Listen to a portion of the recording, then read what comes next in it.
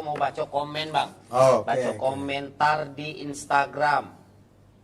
Yang pertama dari dibaca dak ininya bang, IG nggak salah dak, nggak usah kita baca yang namanya. Nama orangnya. Karena ini adalah termasuk data pelapor ya bang. Iya.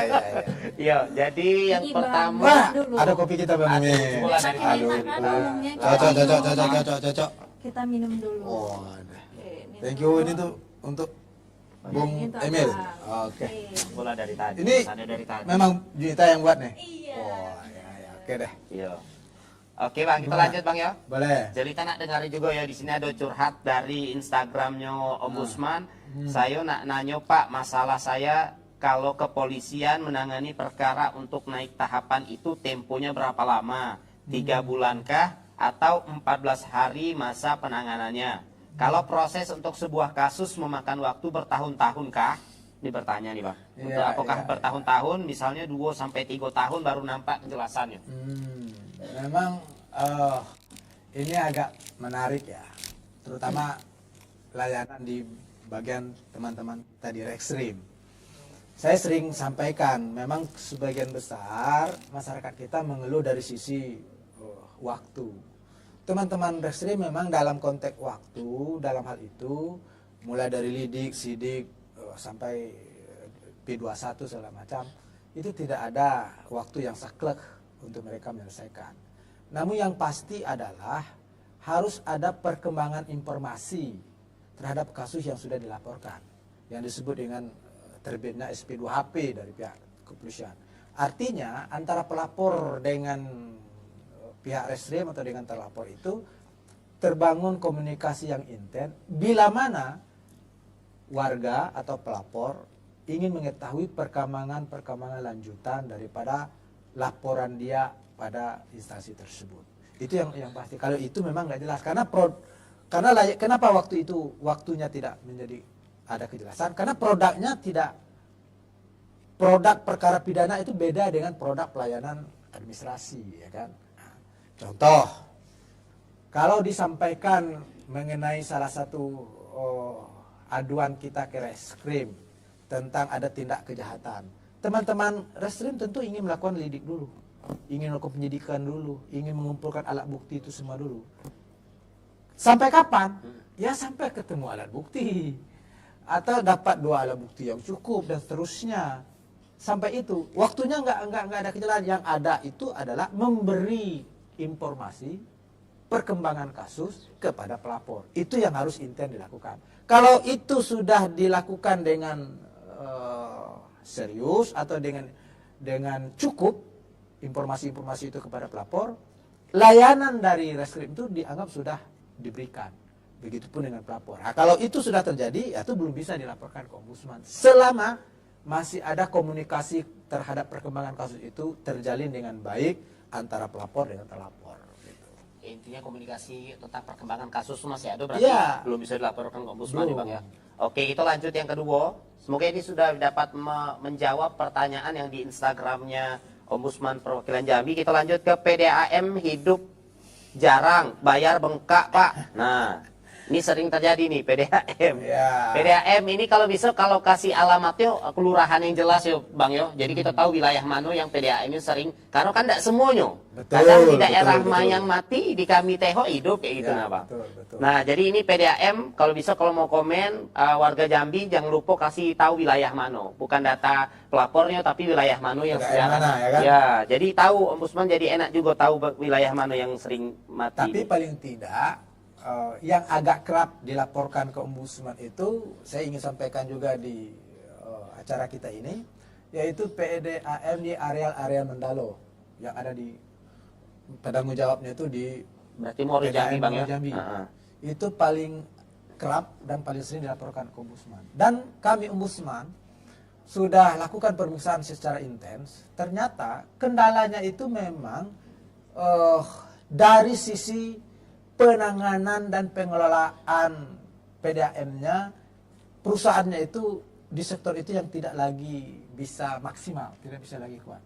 Memang harus ada ikut campur kepala daerah, badan anggaran, untuk membackup kebutuhan anggaran PDAM itu supaya ia bisa memenuhi segala fasilitas sarana agar penyaluran air bersih kepada warga itu bisa lancar. Itu butuh backup anggaran. Karena terakhir dilakukan teman-teman pemeriksaan, mereka tidak lagi cukup anggaran untuk memenuhi standar fasilitas sarana PDAM-nya. Apalagi Mendalu banyak perumahan Bang ya. Iya, nah, ini saya ingin sampaikan juga. Kemarin saya sudah minta, apakah perlu kita kunjungi ini kepala daerah supaya kita sampaikan keluhan dari masyarakat. Ini sudah sangat sering disampaikan ke Ombudsman, tetapi tidak ada solusi konkret. Akhirnya memang hidup mati menjadi jadwal tersendiri bagi warga di area-area Mendalu itu mengalami penyaluran air gitu. Nah, ini apakah sudah Ombudsman ada koordinasi sama pemerintah terkait, Bang? Nah, kita sudah dorong, kemarin sudah kita deadline. Kewajiban pemerintah harus memenuhi, terutama apalagi air minum, hak dasar masyarakat. Ini kewajiban pemerintah. Makanya apabila ada sebuah daerah atau pemerintah atau unit kerja di mana layanan dasar itu tidak dipenuhi secara baik atau secara maksimal untuk warga, mereka ini sudah tidak lagi serius mengurus pelayanan publik, tidak lagi serius mengurus daerah. Maka jadi pertanyaan juga, ini kenapa dipilih petugas pelayanan seperti ini, atau mengapa dipilih kepala daerah seperti ini apabila dia tidak fokus, tidak serius mengurus kebutuhan yang mendasar bagi masyarakat. Nah, oleh karena itulah masyarakat itu harus jeli. Kemarin kita sudah minta agar mereka mempersiapkan perencanaan apa yang bisa dilakukan atau ingin disiapkan untuk memenuhi 100% kebutuhan air minum masyarakat.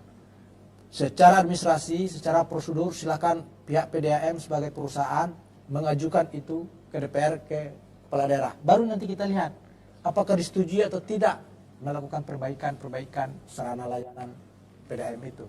Nah, itu yang harus ada political will, keinginan kuat dari kedua pihak, baik PDAM, DPR maupun kepala daerah.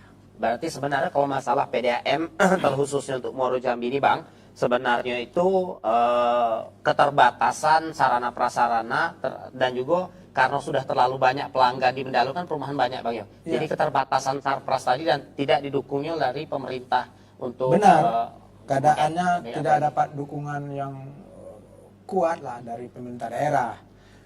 Pihak PDAM tidak lagi mampu menanggulangi, tidak lagi mampu membiayai seluruh kebutuhan sarana prasarana, sarpras, operasional, sudah tidak mampu, sehingga mengganggu penyaluran air bersih.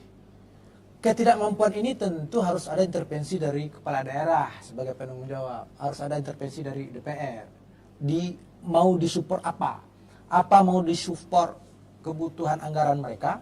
Atau memang kebutuhan material, sarana prasarana itu, fasilitas layanan itu yang harus dipenuhi supaya penyaluran air itu memang tidak lagi mandek, tidak lagi sering mati hidup untuk disalurkan kepada warga. Itu yang saya berharap selama ini saya anggap kurang ada kepedulian.